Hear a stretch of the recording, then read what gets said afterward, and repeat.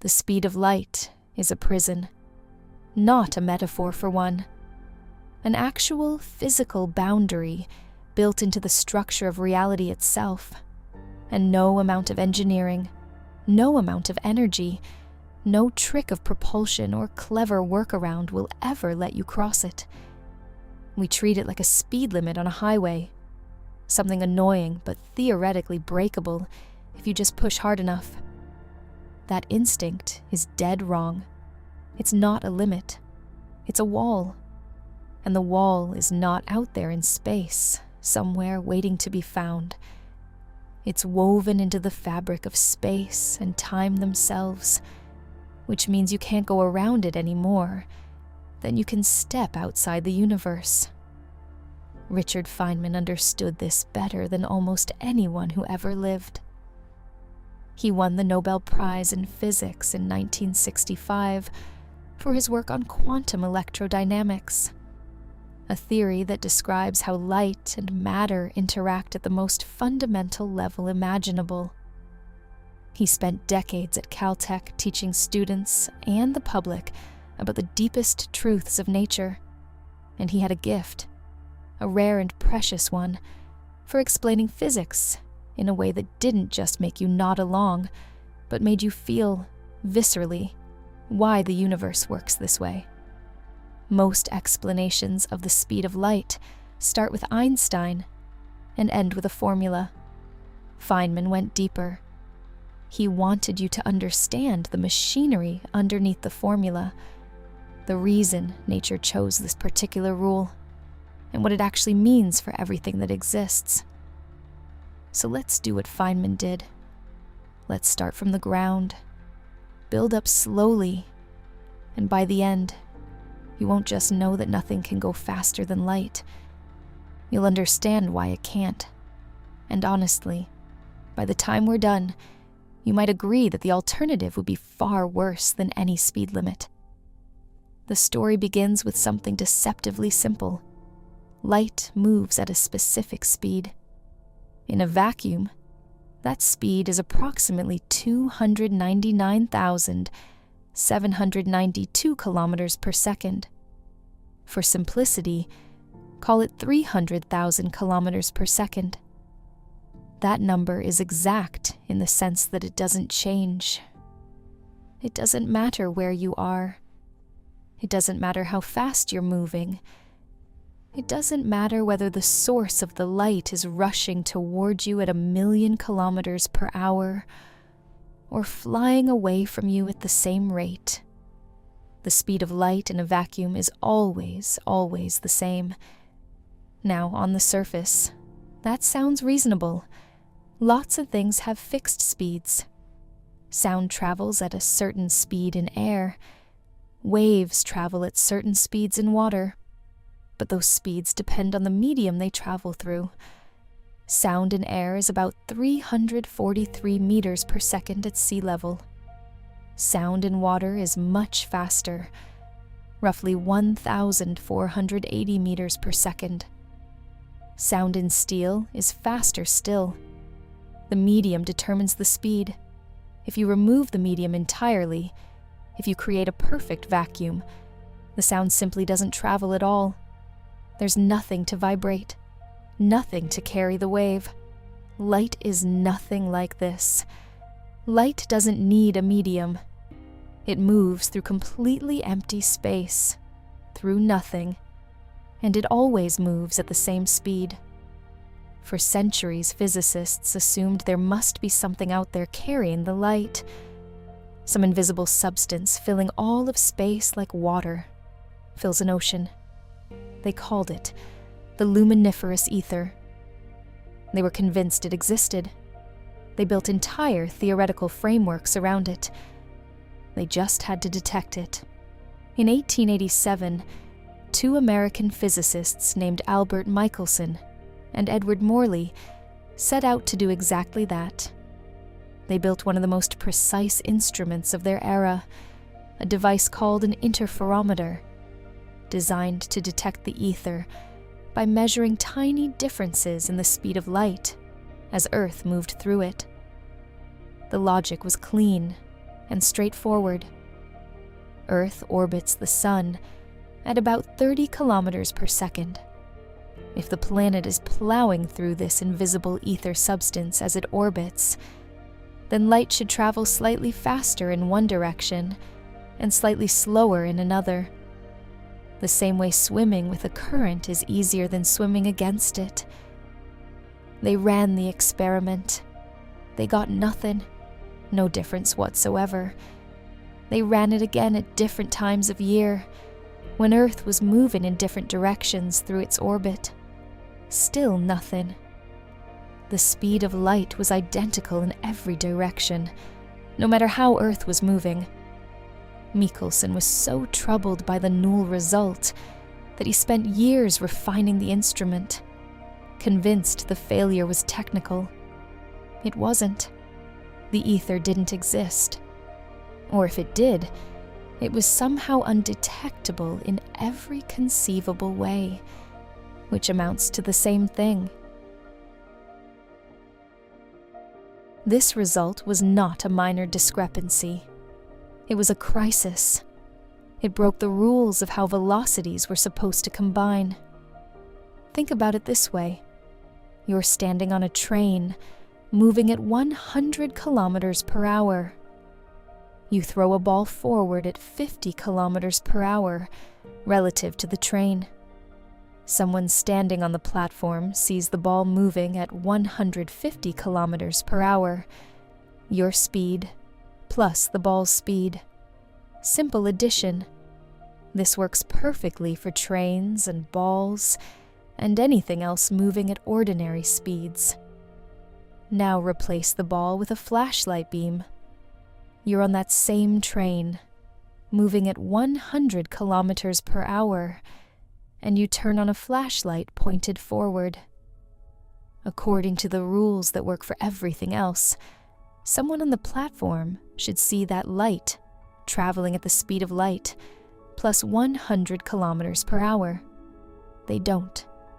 They see it traveling at exactly the speed of light, not 1 kilometer per hour faster, not a fraction of a fraction faster. Your motion added nothing. And it's not just that the difference is too small to measure. The difference is exactly zero.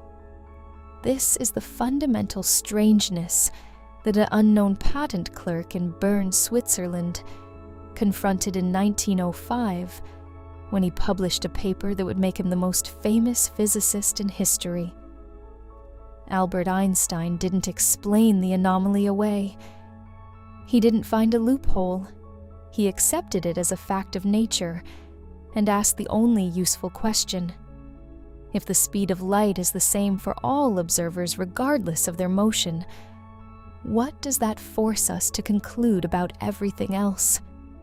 The answer demolished 3 centuries of Newtonian physics, and it did so with a paper that was only about 30 pages long, contained no experimental data, and cited almost no references. Einstein derived the entire theory of special relativity from 2 postulates. First, the laws of physics are the same in all inertial reference frames. Second, the speed of light in a vacuum is the same for all observers. That's it. 2 assumptions.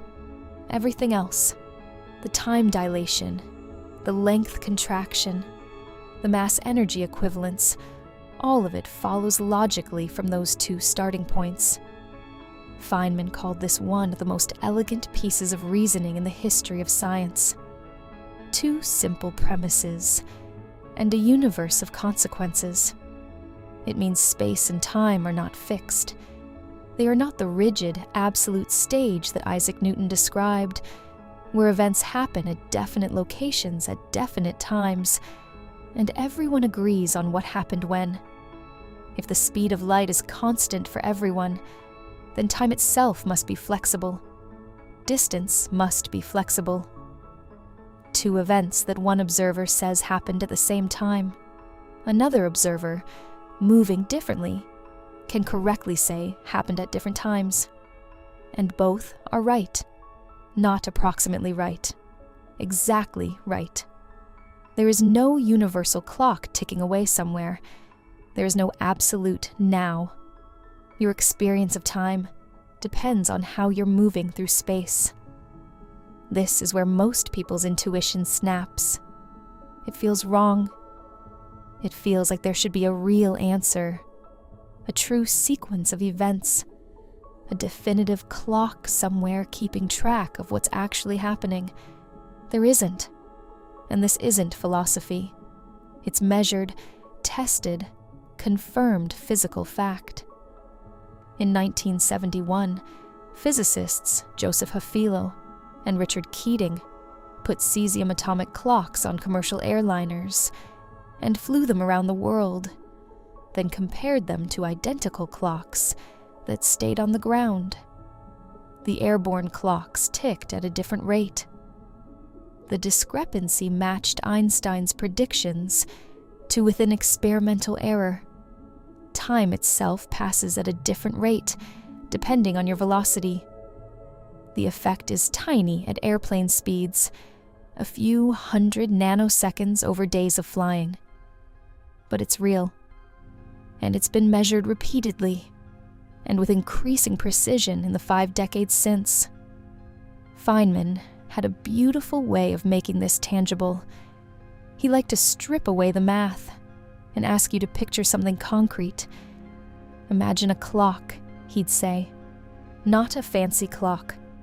The simplest clock you can possibly build. Take 2 mirrors and place them facing each other, one directly above the other, separated by a fixed distance. Now bounce a single photon of light back and forth between them. Every time the photon hits a mirror, that's 1 tick, up, tick, down, tick, up, tick. This is a light clock, and it's the purest possible timekeeper because its ticking rate is determined entirely by the speed of light and the distance between the mirrors. No gears, no springs, no electronics, just light and mirrors. Now put that clock on a spaceship and watch it from outside as the ship flies past you at high speed.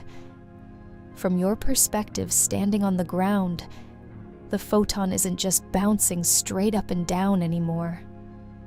Because the ship is moving sideways while the photon is in transit. The photon has to travel a diagonal path to get from one mirror to the other. It goes up, and to the right, hits the top mirror, then down, and to the right, hits the bottom mirror. The mirrors have moved during the photon's journey. A diagonal path is longer than a straight vertical path. That's basic geometry, the kind you learned in school. The photon now has to cover more distance between each tick, but the speed of light hasn't changed. The photon is still moving at exactly 300,000 kilometers per second. It doesn't speed up to compensate for the longer path. So if the distance is longer and the speed is the same, then the time between ticks must be longer. The moving clock ticks slower. This isn't an illusion. This isn't some artifact of observation or a trick of perspective. This isn't like how a train whistle sounds different depending on whether the train is coming or going. From your point of view, time on that spaceship is genuinely, physically passing more slowly. Every process on the ship runs slower. Chemical reactions proceed more slowly. Electrical signals propagate through circuits more slowly. Biological aging slows down. And from the spaceship's point of view, everything is perfectly normal. Their clock ticks at the usual rate. Their coffee cools at the usual rate. Their hearts beat at the usual rate. They experience absolutely nothing unusual, because every process on the ship, every atom, every molecule, every electrical signal in their brains is subject to the same slowing. Time dilation is invisible from the inside, It's only visible from outside. The faster the ship moves, the more dramatic this becomes. At 10% of the speed of light, about 30,000 kilometers per second, the effect is small, roughly 0.5%.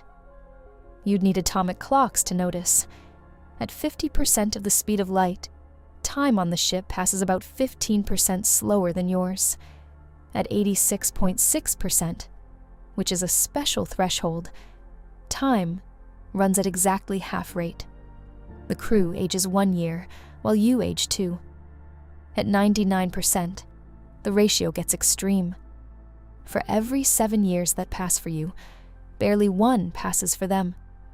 At 99.9%, the gap widens further.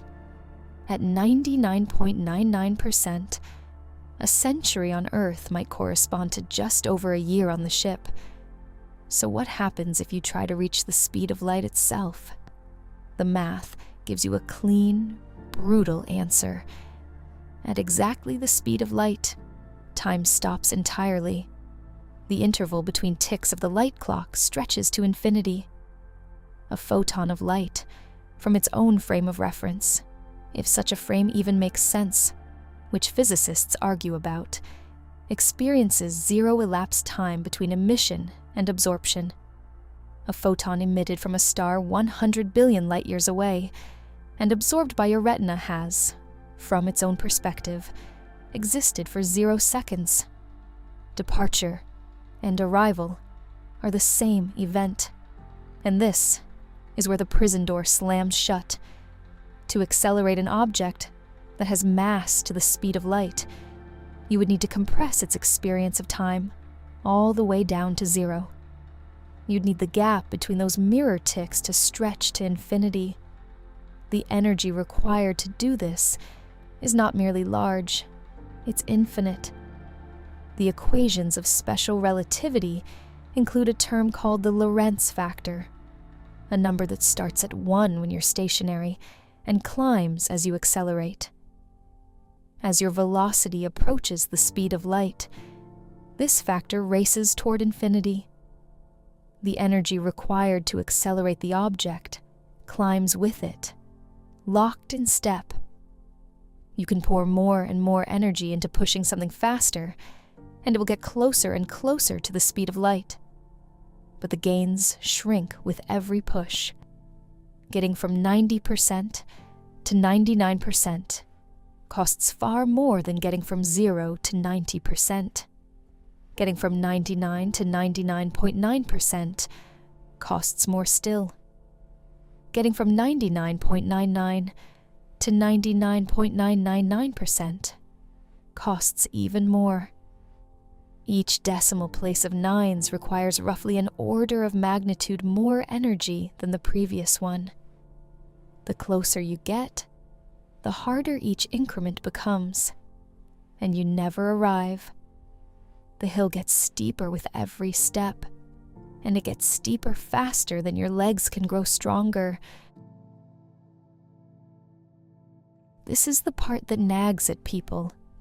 They accept that you need a lot of energy, but they imagine that with enough of it, with some hypothetical advanced civilization pouring the output of 1 billion stars into a single spacecraft, surely you'd get there.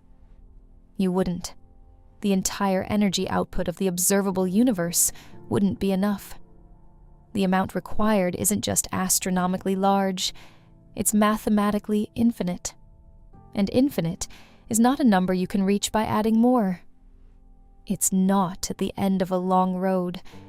It's not a destination at all. But time dilation is only half of the strangeness. The other half is just as profound. And Feynman loved teaching it, because it completes the picture in a way that most popular explanations skip. When an object moves at high speed relative to you, it doesn't just experience slower time, it also contracts along its direction of motion. This is called length contraction. A spaceship that measures 100 meters long when parked in a hangar will measure physically shorter when it flies past you at a significant fraction of light speed. At 86.6%, it would measure 50 meters, exactly half its rest length. At 99%, roughly 14 meters. At 99.99%, about a meter and a half. 100-meter spacecraft, compressed to the length of a tall person. This isn't a visual distortion. It's not like looking at a ruler through warped glass. The ship is genuinely shorter in your reference frame. If you could freeze time and measure it with a tape measure, the measurement would read shorter. And from the ship's perspective, everything on board has its normal dimensions. They don't feel squished. Instead, they see the universe contracted in their direction of travel. The distance to their destination is shorter. The space they're crossing has shrunk. These two effects, time dilation and length contraction, are not separate phenomena. They are two consequences of the same underlying truth. Space and time are not independent quantities. They are woven together into a single four-dimensional structure that physicists call space-time. Hermann Minkowski, one of Einstein's former mathematics professors, declared in 1908 that space and time, separately, would fade into shadows, and only a union of the two would preserve independent reality. He was right. The speed of light is the conversion factor between the two dimensions of this fabric. 1 second of time is equivalent to 300,000 kilometers of space. They are the same substance, measured in different units, like how 1 inch and 2.54 centimeters describe the same length. This is what Feynman meant when he told his students that the speed of light is not really about light at all. Light happens to travel at this speed because it has no mass. The speed is a property of space-time itself. It is the maximum rate at which any causal influence can propagate through the universe. It's the speed of cause and effect. It's the speed of information. It's the speed at which now expands outward from any event. Light obeys it. Gravity obeys it. The strong nuclear force obeys it. Every fundamental interaction in nature obeys it, because everything exists within space-time, and space-time has this speed embedded in its geometry, the way a sphere has curvature embedded in its shape. You can't have a sphere without curvature. You can't have space-time without this speed. Feynman drove this point home with a thought experiment that Einstein had originally sketched, but that Feynman articulated with his usual clarity. Imagine, he said, that you could send a signal faster than light. Not physically travel faster, just send information. A message, a radio pulse, a flash, anything that carries meaning from one place to another, at a speed exceeding 300,000 kilometers per second. Causality breaks. Not metaphorically, not in some abstract theoretical corner case. Literally.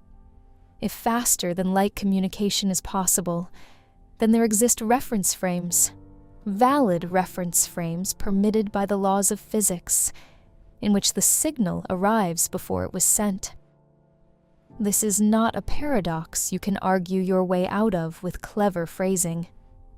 It's a direct, mathematically unavoidable consequence of the Lorentz transformations. Combine faster than light travel with the established rules for how different observers experience space and time, and you get scenarios where the effect precedes the cause. You could, in principle, receive a reply to a message you haven't yet composed. You could be warned about an accident before it happens, prevent it, and then the warning has no cause. It was sent in response to an event that never occurred. The universe would contain contradictions, not mysteries or puzzles, but genuine logical contradictions, statements that are simultaneously true and false. Physics cannot tolerate this. Mathematics cannot tolerate this. Causality is not a cultural preference or a philosophical stance. It's the logical skeleton on which every physical law is built. Feynman was characteristically blunt about this. He didn't soften it with caveats or hedge with philosophical qualifications. The speed of light is the speed of causality. Exceeding it breaks the ordering of events. And the ordering of events is not a human convention. It is not a cultural artifact or a product of limited imagination. It's the structure of reality. Cause precedes effect. Always, everywhere, without exception. That's the rule. And the speed of light is the mechanism that enforces it. People ask a reasonable follow-up. What about things that seem to move faster than light? There are a handful of candidates, and Feynman addressed most of them at various points in his teaching career, always returning to the same core distinction. Nothing that carries information or causal influence ever exceeds this speed. The things that appear to break it don't actually break it. The most commonly cited example is the expansion of the universe. We know, from decades of observations, that distant galaxies are receding from us. The farther away a galaxy is, the faster it's moving away. Galaxies beyond a certain distance, called the Hubble sphere, are receding faster than light. This is measured fact, confirmed by redshift data going back to the 1920s, and refined enormously by missions like the Hubble Space Telescope and the Planck satellite. Does this violate the speed limit? No, because the galaxies aren't moving through space faster than light. Space itself is expanding. The distance between us and a distant galaxy is growing, but neither object is traveling through its local neighborhood of space-time faster than the speed of light. Picture two ants standing on a rubber band. Someone stretches the rubber band. The ants move apart, but neither ant is walking. The substrate between them is expanding. The speed limit applies to objects moving through space-time. The expansion of space-time itself is a different mechanism entirely. No information is being communicated across the gap. No signal reaches from one galaxy to the other. They simply drift apart because the space between them is getting larger. The second example is quantum entanglement, and this one trips people up more than any other. Two particles can be prepared in an entangled quantum state, such that measuring a property of one particle instantly determines the corresponding property of the other, no matter how far apart they are. Einstein famously called this spooky action at a distance, and he found it so disturbing that he spent years trying to prove it wasn't real. Experiments beginning in the 1970s and continuing through the Nobel Prize-winning work of Alan Aspect, John Clauser, and Anton Zeilinger in 2022 have confirmed that entanglement is genuine and that the correlations appear instantaneously. The critical point, the one that saves causality, is that you cannot use entanglement to send a message. The outcome of each individual measurement is completely random. If you measure your particle and get spin up, your partner's particle will be spin down, but you had no control over which result you'd get. You can't encode information in something you can't control. The correlation only becomes visible when you compare both sets of results afterward. and that comparison requires an ordinary, slower than light communication channel. Entanglement reveals pre-existing correlations. It does not transmit information. The speed of light remains intact. A third example is the phase velocity of certain waves in certain media. Under specific conditions, the phase, which is the crest of a wave, can move faster than light through a material. This sounds dramatic until you examine what's actually happening. Phase velocity doesn't carry energy. It doesn't carry information.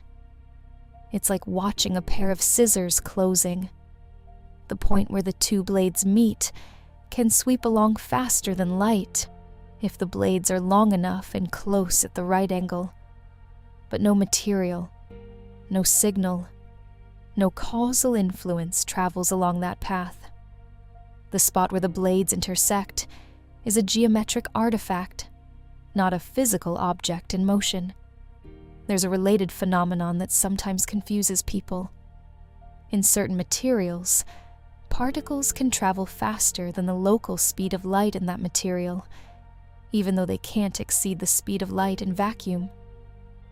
Light slows down when it passes through water, glass, or other transparent substances. In water, light travels at roughly 75% of its vacuum speed. A high-energy particle, like those produced in nuclear reactors, can be fired through water at a speed that exceeds this reduced light speed, while still remaining well below the vacuum limit. When this happens, something beautiful occurs. The particle emits a cone of blue light called Cherenkov radiation. It's the optical equivalent of a sonic boom. Just as a supersonic aircraft exceeds the speed of sound in air and produces a shock wave, a superluminal particle, one exceeding the local speed of light in a medium, produces a shock wave of light. The eerie blue glow you see in photographs of underwater nuclear reactors is Cherenkov radiation. It's real faster than light travel in one specific sense, but it doesn't violate anything. The vacuum speed of light, the true speed limit, remains unbroken. The particle is outrunning light in water. It's not outrunning light in the fundamental sense. The distinction matters enormously. Feynman was adamant about this distinction. He divided the world into two categories: things that carry information and things that don't. Only the first category is bound by the speed of light. Every time someone claims to have found an exception, the alleged exception turns out to belong to the second category. The wall holds. There's another layer to the prison that even well-educated people rarely encounter, and it's one Feynman explored with obvious delight, because it connects the speed of light to energy and mass in a way that most people never fully absorb. When you accelerate an object, you're adding energy to it. In everyday life, that energy goes into increasing the object's speed. Push a ball, it moves faster. Push harder, it moves faster still. The energy becomes kinetic energy, the energy of motion, and at ordinary speeds, it scales with the square of the velocity. Double the speed, quadruple the kinetic energy. At relativistic speeds, close to the speed of light, something strange starts happening. The energy you add still goes into the object, but less and less of it goes into speed. An increasing fraction goes into what physicists describe as the object's inertia, its resistance to further acceleration. The object behaves as though it's getting harder to push. At 90% of the speed of light, you need roughly 2.3 times the force to achieve the same acceleration as you would at rest. At 99%, about 7 times. At 99.9%, more than 22 times, at 99.99%, over 70 times. The pattern is exponential, and it accelerates as you approach the limit. All that energy has to go somewhere. And this is where Einstein's most famous equation enters the picture.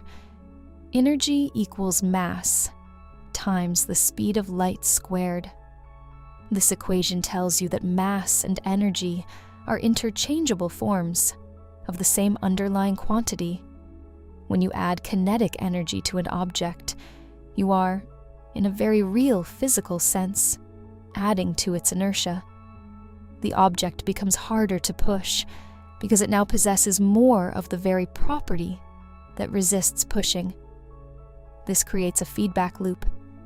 The faster you go, the more energy you need. The more energy you add, the more the object resists further acceleration. The more it resists, the more energy you need for the next increment.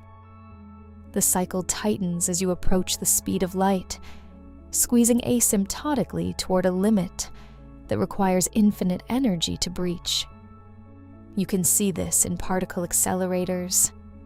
The protons inside the Large Hadron Collider at CERN carry roughly 7,000 times their rest mass energy, and they're still not traveling at the speed of light.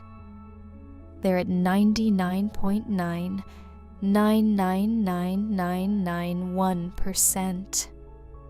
Unimaginably close. And yet, the gap persists.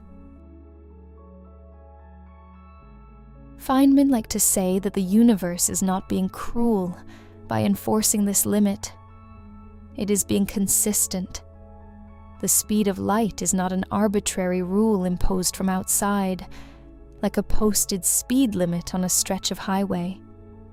It emerges from the deep structure of how space and time relate to each other, and that structure is the same everywhere, for everyone, at all times. If the speed of light could be exceeded, the entire framework of physics would collapse. Not just relativity, electromagnetism would break. The equations that describe electric and magnetic fields, James Clerk Maxwell's equations published in the 1860s, have the speed of light embedded in them as a fundamental constant. It falls out of the math naturally. Maxwell didn't put it in. He solved the equations for how electromagnetic waves propagate, and the speed of light emerged as the answer. It was one of the great unifying moments in the history of science. Light, Maxwell realized, is an electromagnetic wave. The speed of light is the speed at which disturbances in electric and magnetic fields travel through space. Change that constant, or allow violations of it, and atoms stop working the way they do. The speed of light determines the fine structure constant, a dimensionless number approximately equal to 1/137 that governs the strength of the electromagnetic interaction. That constant, in turn, determines the size of atoms, the energy levels of electrons, the way photons interact with matter, and the fundamental rules of chemistry. If the speed of light were even slightly different, the periodic table would be unrecognizable. The bonds that hold molecules together would form differently, or not at all. DNA could not exist. Proteins could not fold. The biology that emerged on Earth and produced creatures capable of asking these questions is built on a foundation of chemistry, which is built on a foundation of physics, which depends at its lowest level on the speed of light, being exactly what it is. Feynman found this profoundly elegant. Not elegant in a vague, hand-waving way. Elegant the way a mathematical proof is elegant, where every piece supports every other piece, and removing any one of them causes the whole structure to collapse. The speed of light isn't decorative, It's structural. It's a load-bearing wall in the architecture of reality. There are still deeper reasons, and this is where Feynman's own contributions to physics become directly relevant. The reason the speed of light functions as a universal speed limit is connected to the symmetry group that governs special relativity, called the Lorentz group. This is the mathematical structure that describes how measurements of space and time change when you switch between different observers' reference frames. The Lorentz transformations are the rules. They tell you how coordinates transform, and they have the speed of light built into them as an invariant quantity, the one thing that doesn't change when everything else does. Any physical theory that respects Lorentz symmetry, and every fundamental theory we've ever tested and confirmed does, automatically inherits the speed limit. It's not bolted on as an afterthought. It's a consequence of the symmetry itself.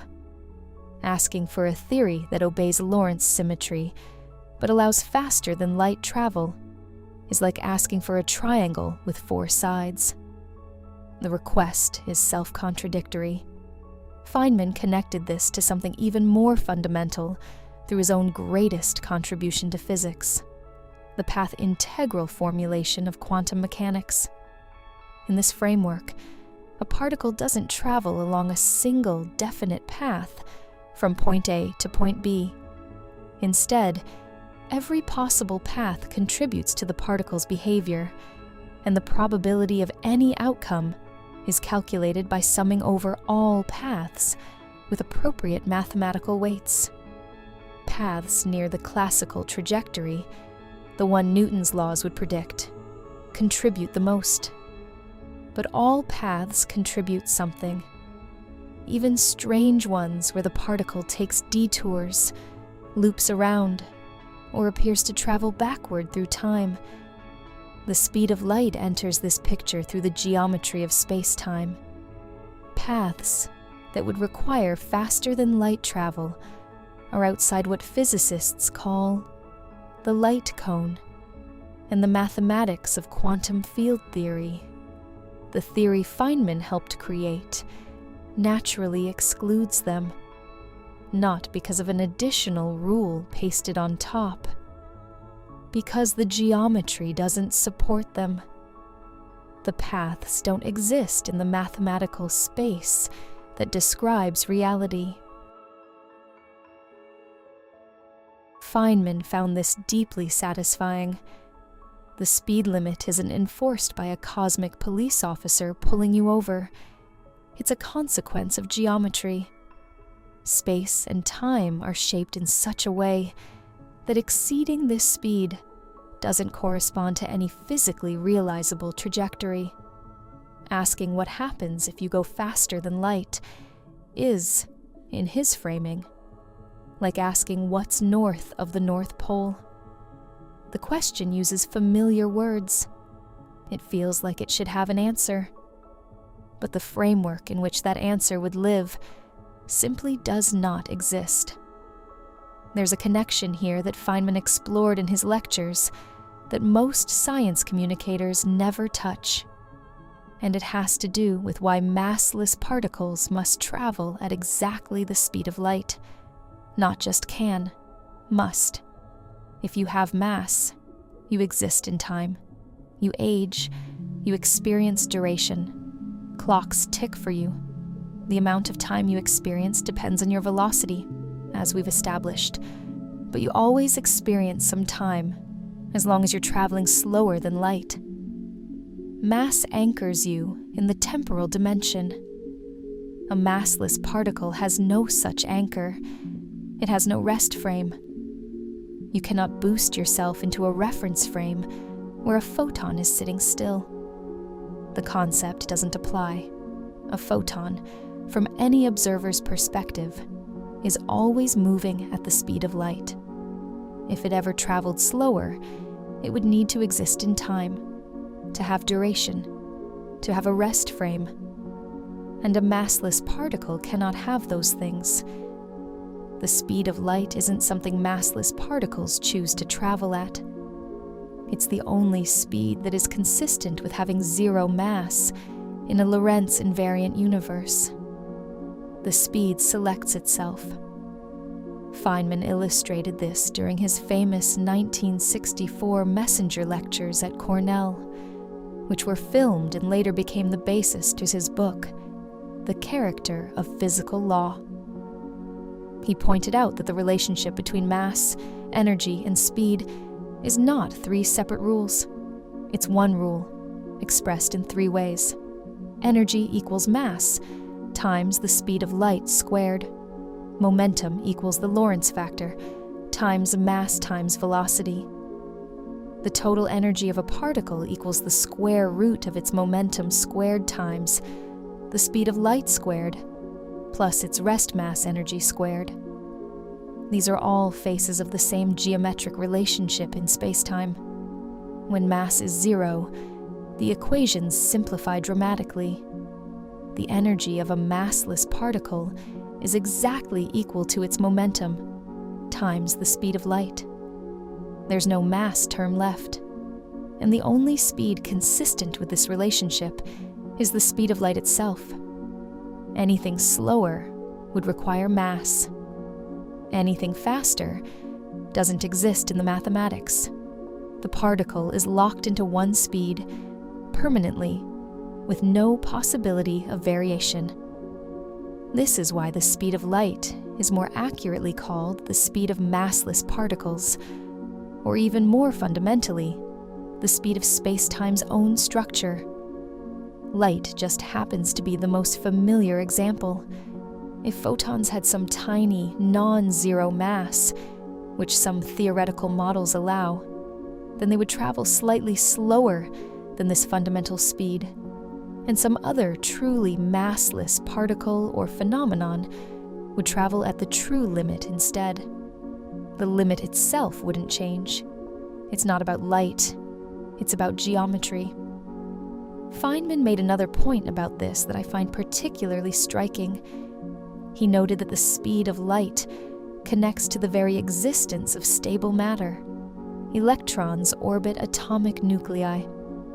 In the quantum mechanical picture, they don't orbit in the classical sense of circling like planets, but they occupy defined energy states around the nucleus, and their behavior is governed by quantum electrodynamics, the theory Feynman himself helped perfect.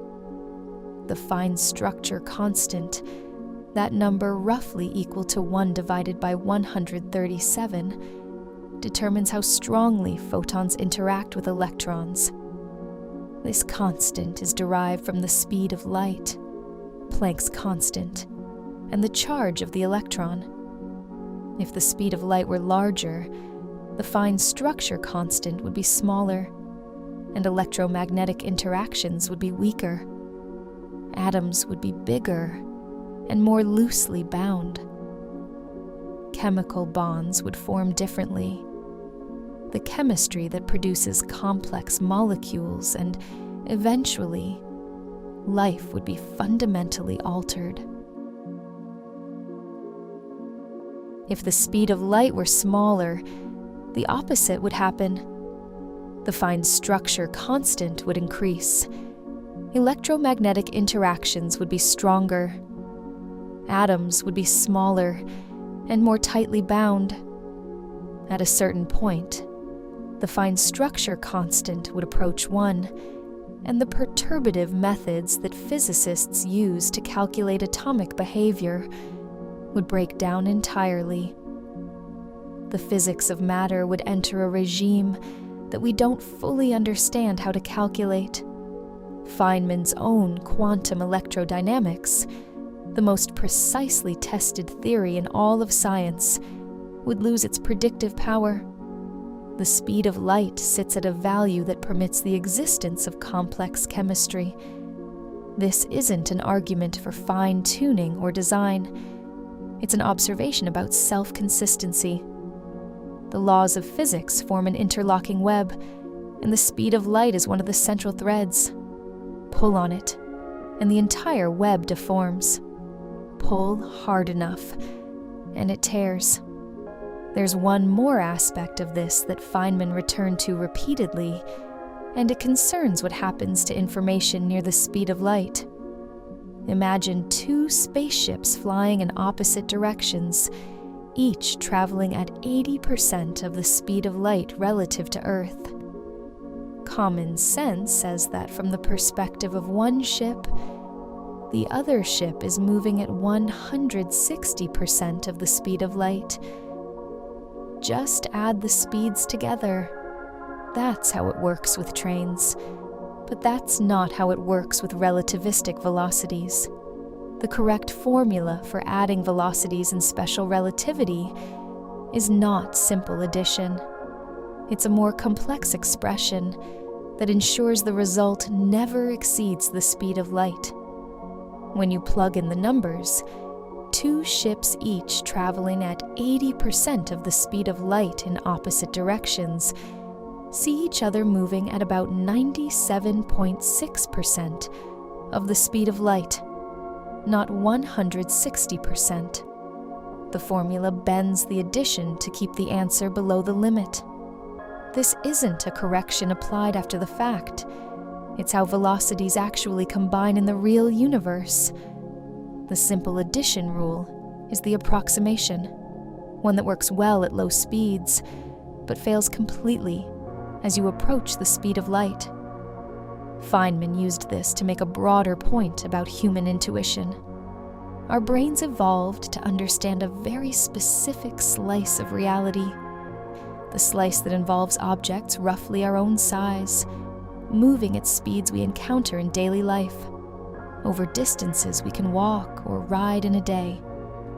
Nothing in that evolutionary experience prepared us for relativistic physics. Our intuition about how speeds add, about how time works, about how distances behave, all of it is a low-speed approximation. It works brilliantly for throwing rocks and catching prey and building shelters. It fails completely at the scale of the cosmos. The speed of light isn't counterintuitive because the universe is strange. It's counterintuitive because our intuitions are parochial. We are creatures of one-speed regime, trying to understand a universe that operates across all of them. The fact that we can do this at all, that we can build mathematical frameworks that correctly describe realities we will never directly experience, is itself remarkable. Let's talk about what all of this means for space travel, because this is where the human weight of the law really lands. The nearest star system to our Sun is Alpha Centauri, about 4.37 light-years away. That's roughly 41 trillion kilometers. At the speed of light, you'd get there in 4.37 years. But you can't reach the speed of light. The fastest spacecraft humanity has ever built is the Parker Solar Probe, which reached a peak velocity of about 635,000 kilometers per hour during a close solar flyby. That's roughly 0.06% of the speed of light. At that speed, the trip to Alpha Centauri would take about 7,300 years. Even if we built a spacecraft that could travel at 10% of the speed of light, which would require a propulsion breakthrough far beyond anything on any engineering roadmap, the trip to Alpha Centauri would take 44 years. A human lifetime, more or less, spent entirely in transit. And that's to reach the closest star. Not the closest interesting star. Not the closest star with a known habitable planet. Just the nearest point of light in the night sky, after our own sun. The Milky Way galaxy is roughly 100,000 light-years across. At 10% of light speed, crossing it would take 1,000,000 years. The nearest large galaxy, Andromeda, is about 2.5 million light-years away. At light speed itself, the trip takes 2.5 million years from Earth's perspective. With time dilation at 99.99% of light speed, the crew would experience the journey as roughly 35,000 years. Still incomprehensible. And it gets worse. The universe is expanding, and the expansion is accelerating. In 1998, two independent teams of astronomers studying distant supernovae made a discovery that earned them the 2011 Nobel Prize in Physics. The expansion of the universe is not slowing down under the pull of gravity, as everyone expected. It's speeding up. Something, which we've named dark energy, without truly understanding what it is pushing space apart, faster and faster. This means that galaxies beyond a certain distance are receding from us faster than light, and the situation is only getting more extreme with time. Today, approximately 94% of the galaxies in the observable universe are already receding from us faster than light. We can still see them because the light we're receiving left them billions of years ago, when they were closer and the expansion was slower. But we can never reach them. No signal we send today will ever arrive. They are permanently, irrevocably out of reach. Not just for us. For any civilization, anywhere in the universe, no matter how advanced their technology. In the far future, trillions of years from now, the expansion will have carried every galaxy beyond our local group over the cosmic horizon. A civilization born at that time would look out at the sky and see only darkness beyond their own cluster of galaxies. They would have no way of knowing that the universe is expanding. No way of knowing that billions of galaxies ever existed. The evidence would be gone, carried away by the very expansion it might have helped them understand. The observable universe is a sphere roughly 93 billion light-years in diameter. Beyond that boundary, there is almost certainly more universe, possibly infinite amounts of it, filled with galaxies and stars and maybe life. We will never know. Nothing from those regions will ever reach us. No light, no signal, no gravitational wave, no particle of any kind. They might as well not exist. This is the cosmic prison. The universe is enormous beyond comprehension, and the fastest possible speed, the speed of causality itself, is finite. A photon leaving Earth right now will take 100,000 years just to cross our own galaxy. It will take 2.5 million years to reach Andromeda. It will take billions of years to reach the most distant objects we can currently observe. And by the time it arrives, those objects will have moved even farther away. The combination of cosmic scale and finite speed creates an isolation so profound that most of reality is permanently hidden from every observer inside it. Feynman didn't find this depressing. He found it honest. He was impatient with people who wanted the universe to be more convenient than it is. Nature doesn't owe us galaxy-hopping civilizations or warp drives or instant teleportation across the stars. It owes us only consistency, and it delivers on that promise with merciless precision. There's a recording from one of Feynman's public lectures in the early 1980s, where someone in the audience asks him, essentially, "Doesn't it make you sad that we can never travel to the stars?" Feynman's response was characteristic.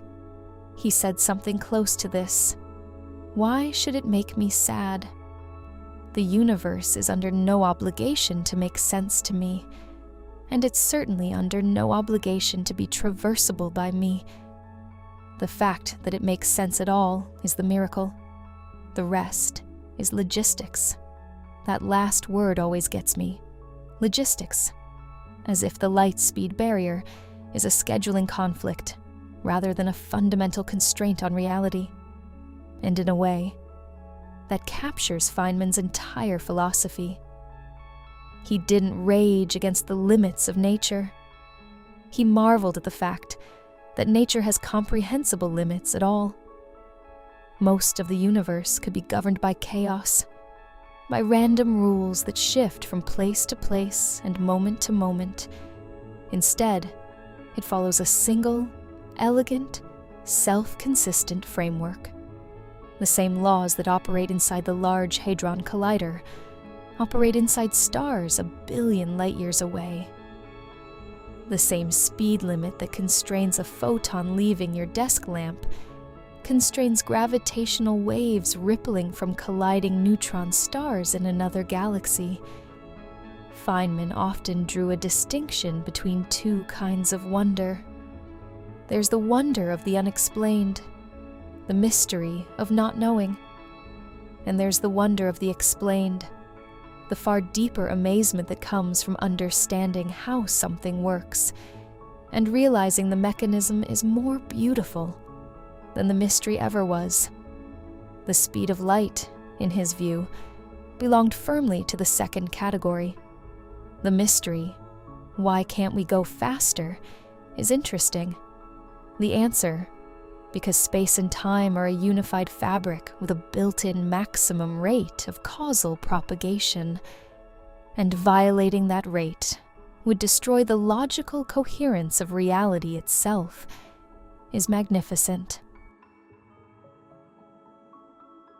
He also pointed out something that people often miss in their frustration with the cosmic speed limit. Time dilation is not just a constraint, it's a gift. If you could build a ship capable of sustained acceleration at 1g, which is the comfortable pull of gravity you feel standing on Earth's surface, you could reach remarkably distant destinations within a single human lifespan. Not from Earth's perspective, from yours. Accelerate at 1g for 1 year of your own time. You'll reach close to the speed of light. Keep accelerating. Time dilation intensifies. After 2 years of ship time, you've passed the nearest stars. After 10 years, you've crossed the galaxy. After 20 years of ship time, you're in another galaxy. The rest of the universe has aged millions or billions of years, but you have experienced only decades. The speed of light is the limit, but time dilation is the cheat code. It compresses the traveler's experience so dramatically that, in principle, a human being could cross the observable universe within a single lifetime of ship time. The catch, of course, is that everyone you left behind would be dead. Not just dead, gone for millions of years. Civilizations would rise and fall in the time it took you to cross a single galactic filament. The Earth you departed from would be unrecognizable, its continents rearranged, its sun swollen, its oceans possibly boiled away. You'd arrive at your destination young and healthy, and everyone you ever knew would be dust. Feynman never shied from this consequence. He presented it as a feature of the universe's honesty. You can go almost anywhere, but you can never go back to the time you left. The universe lets you trade time for distance, but the exchange is permanent and one-directional. You gain the stars. You lose your world. There's a thought experiment involving particle accelerators that Feynman used in his later years to drive home just how concrete and undeniable this speed limit is. Forget the abstractions for a moment. Forget thought experiments with mirrors and trains. Look at what we've built. Inside the Large Hadron Collider, a ring of superconducting magnets 27 kilometers in circumference, buried beneath the Swiss-French border near Geneva. protons are accelerated to staggering energies. The magnets are cooled to 1.9 degrees above absolute zero, colder than the vacuum of outer space. Liquid helium flows through the system in quantities measured in tons. The machine consumes enough electricity to power a small city. Over 10,000 scientists and engineers from more than 100 countries contributed to its design and construction. The cumulative effort of the largest collaborative scientific project in human history goes into pushing these protons faster. The protons don't travel in a straight line. They circulate around the ring, making 11,245 laps per second. Each lap, the accelerating cavities give them a tiny additional kick of energy. Over millions of laps, these kicks accumulate. The protons gain energy, gain inertial mass, and barely gain speed. Early in the acceleration process, the speed climbs rapidly. A proton at moderate energy responds to each kick the way you'd expect. More energy, more speed. But as the proton passes 99% of the speed of light, the relationship changes. Each kick adds energy, but the speedometer barely moves. The energy goes into making the proton heavier, not faster. By the time the proton reaches full energy, it's carrying 7,000 times its rest mass as kinetic energy, and its speed has crept from 99.99% to 99.999991%. All that effort for a few more decimal places. At full power, each proton reaches 99.999991% of the speed of light. The energy packed into a single proton, a particle so small that trillions of them could fit on the head of a pin, is equivalent to the kinetic energy of a mosquito in flight. That might not sound impressive until you remember that this energy is concentrated in a single subatomic particle. Per unit mass, it's 7,000 times the proton's rest energy. All of that colossal effort, the most powerful machine ever constructed by human hands, and the protons still haven't reached light speed. They are incomprehensibly close. The difference between their speed and the speed of light is measured in decimal places so far to the right that writing them out would fill a line, and the gap will never close. Not with this machine. Not with a machine 1,000 times more powerful. Not with infinite power. The asymptote is absolute. Feynman watched this technology evolve throughout his career. He saw early cyclotrons give way to synchrotrons, and then to the massive colliders of the 1970s and 80s. He saw the evidence pile up, experiment after experiment, confirming that as particles approach the speed of light, they gain mass energy instead of speed. The curve is exactly what the theory predicts, every single time. So what about things that don't have mass?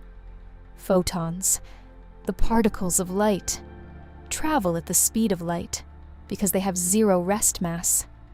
They don't accelerate to that speed from a standstill. They are born at that speed the instant they come into existence. From the moment a photon is emitted by a hot filament or a distant star, to the moment it strikes your eye, it is traveling at exactly 299,792 kilometers per second. It cannot slow down in a vacuum. It cannot speed up. It does not experience time. Every photon that has ever existed, whether it was emitted a nanosecond ago or 13.8 billion years ago, in the first moments after the Big Bang, has experienced zero elapsed time. Departure and arrival, separated by billions of light years, are for the photon a single instant. Gluons, the particles that carry the strong nuclear force, binding quarks together inside protons and neutrons, also travel at the speed of light. Gravitational waves, the ripples in space-time predicted by Einstein in 1916, propagate at the speed of light. This was confirmed dramatically on August 17, 2017, when the LIGO and Virgo gravitational wave detectors observed a signal from two neutron stars spiraling into each other 130 million light-years away. An electromagnetic counterpart, a burst of gamma rays, was detected by the Fermi Space Telescope just 1.7 seconds after the gravitational wave arrived. After traveling 130 million light-years, the two signals, one a ripple in space-time and the other a burst of photons, arrived within less than 2 seconds of each other. The speed of gravity and the speed of light are identical to within one part in a million trillion. One speed, one limit, one geometry. Now, I want to address the question that always comes up when people hear all of this. What about warp drives? What about wormholes? What about Alcubierre's metric and all those theoretical papers that seem to describe faster-than-light travel within the framework of general relativity? In 1994, a physicist named Miguel Alcubierre published a solution to Einstein's field equations of general relativity that described a bubble of warped space-time. Inside the bubble, a spacecraft would be stationary, but the bubble itself would move, contracting space in front of it and expanding space behind it, carrying the spacecraft along at effectively any speed, including faster than light. The spacecraft wouldn't be moving through space faster than light. Space itself would be doing the moving. In theory, this doesn't violate special relativity because the local velocity of the ship within its bubble never exceeds the speed of light. This sounds like a loophole. It isn't.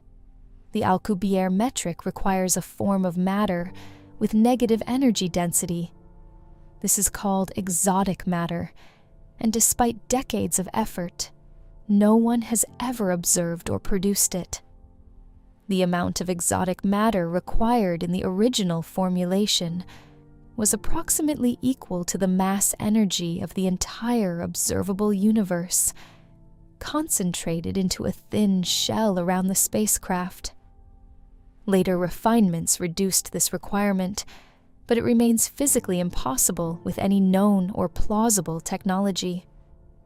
More fundamentally, several physicists have shown that the interior of an Alcubierre bubble is causally disconnected from its walls.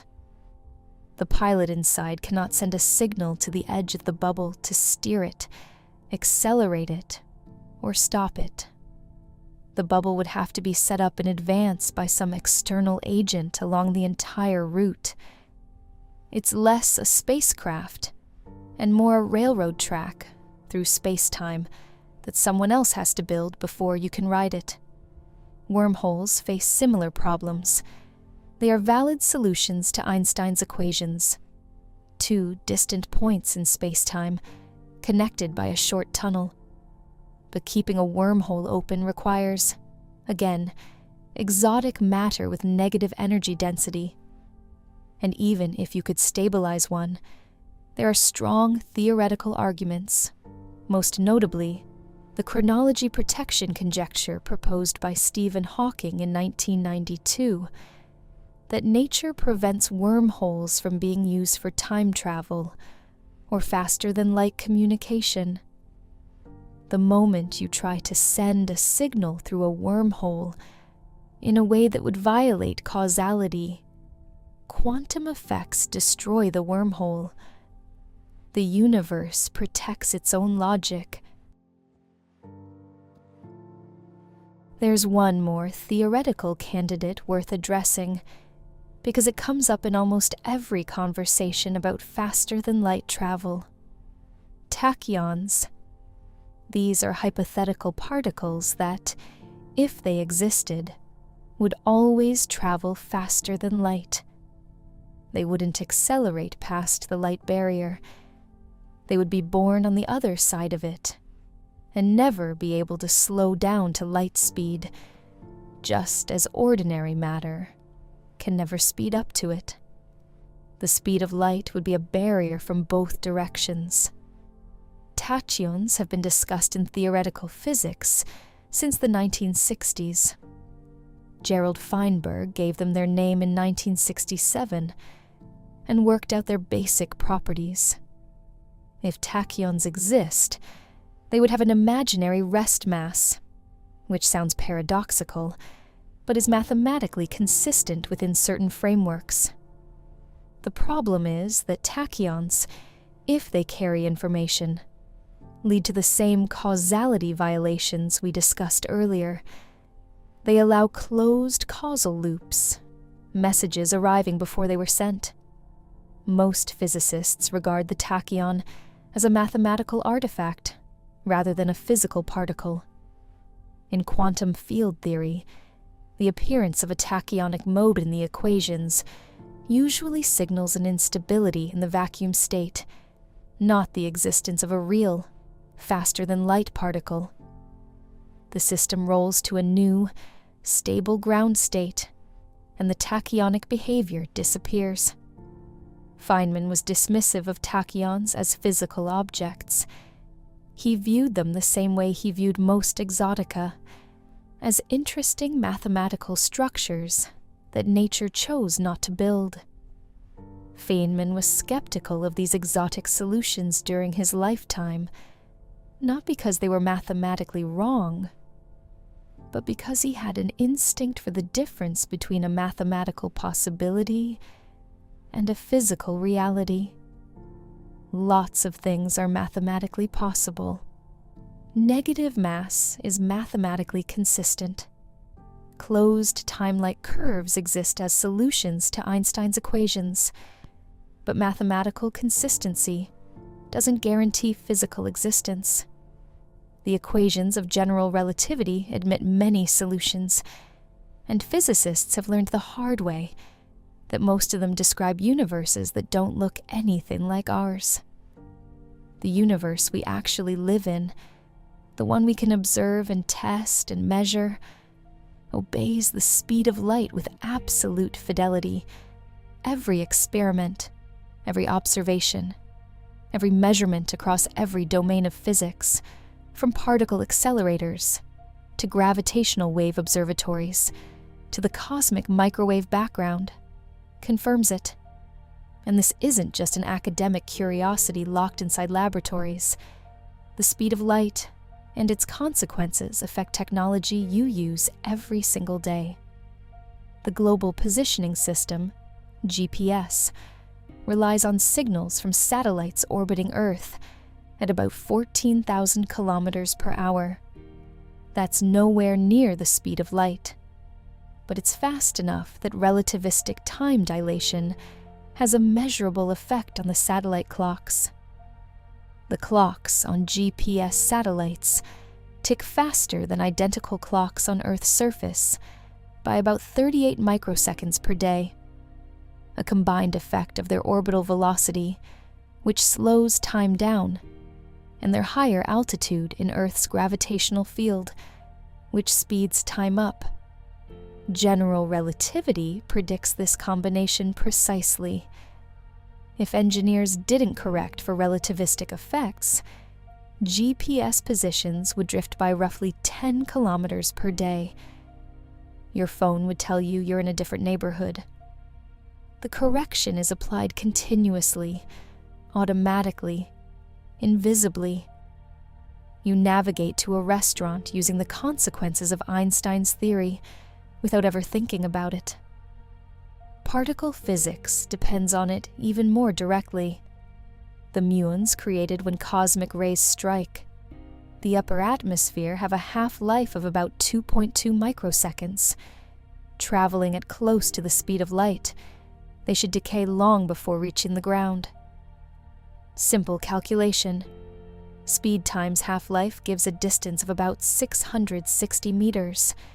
The atmosphere is roughly 10 kilometers thick. The muons should never make it. They do. Because from our perspective, their internal clocks are running slow due to time dilation, so they survive long enough to reach the surface.